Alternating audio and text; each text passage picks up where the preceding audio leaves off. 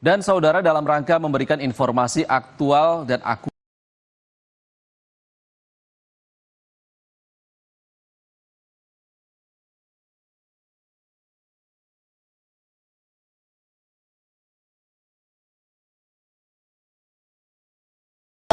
Satu, pelepasan Timun Gesit.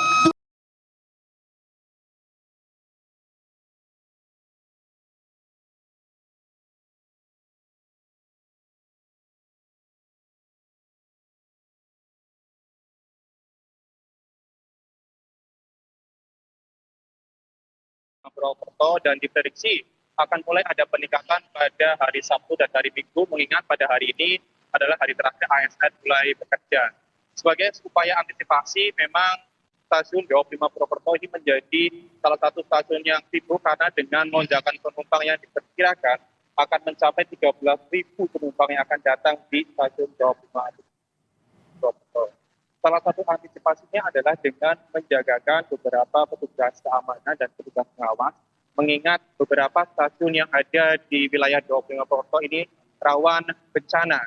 Dan ada beberapa titik yang telah dipetakan oleh manajemen KAI Daob 5 Purwokerto.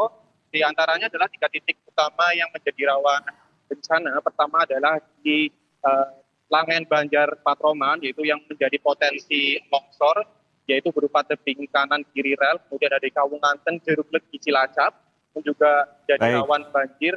Kemudian ada di Perupuk, Linggapura, tepatnya di kilometer 279.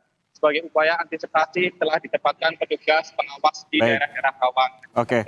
Baik, terima kasih jurnalis Tribun News Permata Putra Sejati di Purwokerto. Sebelumnya juga ada jurnalis Kompas TV Novelia Hasana dan juru kamera Dedi Setio di Gerbang Tol Kalikangkung.